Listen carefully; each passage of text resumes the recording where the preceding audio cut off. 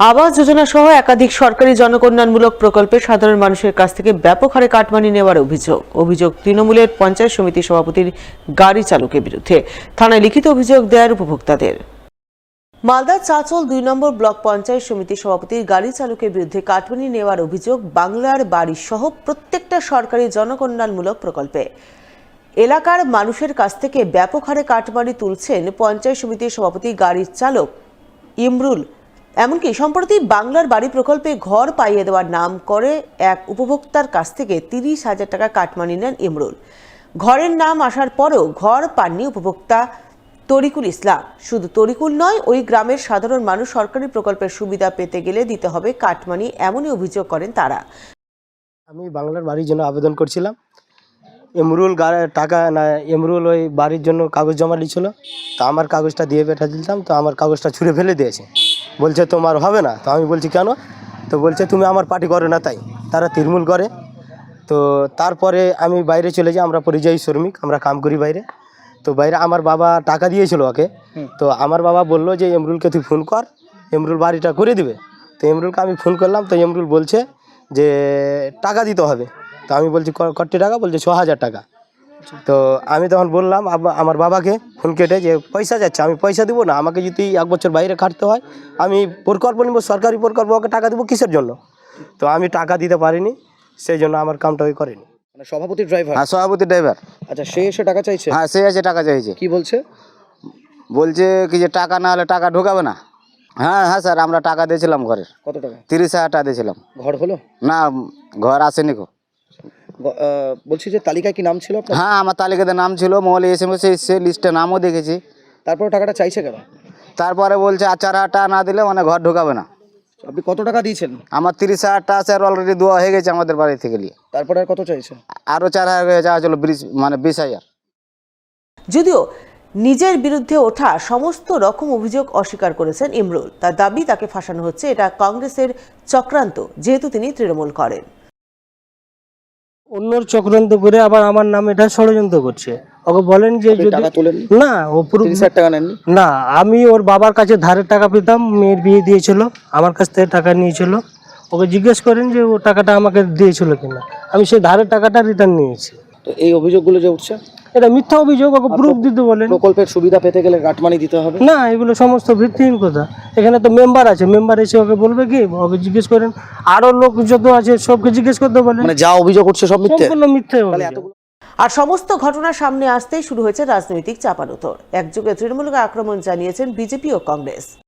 আমরা দেখছি যে আজকে শাসক দল তৃণমূল কংগ্রেসের জমানায় সাধারণ মানুষ বিভিন্ন নেতাকর্মীর কাছে বিভিন্নভাবে প্রতারণার মুখে পড়ছে, তারা চিটিংয়ের মুখে পড়ছে, তাদেরকে বিভিন্নভাবে কাজ করে দেবো বলে টাকা পয়সা উঠাচ্ছে।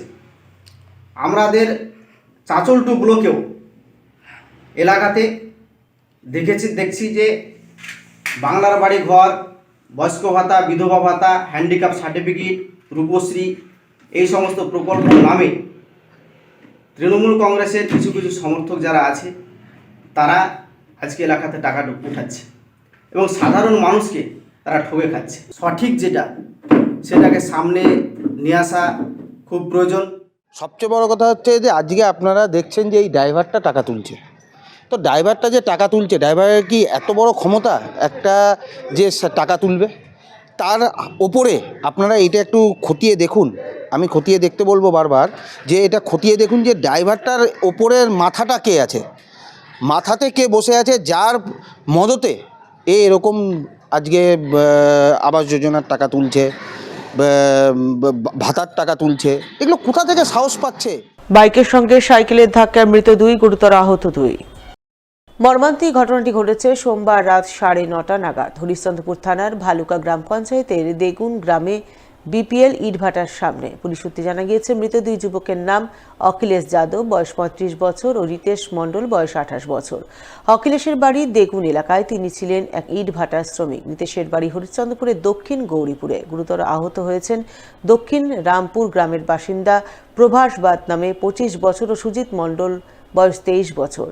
দেহ দুটি উদ্ধার করে ময়নাতদন্তের জন্য মালদা মেডিকেল কলেজ হাসপাতালে পাঠিয়েছে ভালুকা ফাঁড়ির পুলিশ। স্থানীয় সূত্রে জানা গিয়েছে, একটি বাইকে করে 3 বন্ধু প্রভাস, সুজিত ও রিতেশ ভালুকা থেকে হরিশ্চন্দ্রপুরের দিকে যাচ্ছিল। অপর দিক থেকে অখিলেশ ইট ভাটায় কাজ করে সাইকেল নিয়ে দেগুন এলাকায় বাড়ি যাচ্ছিলেন।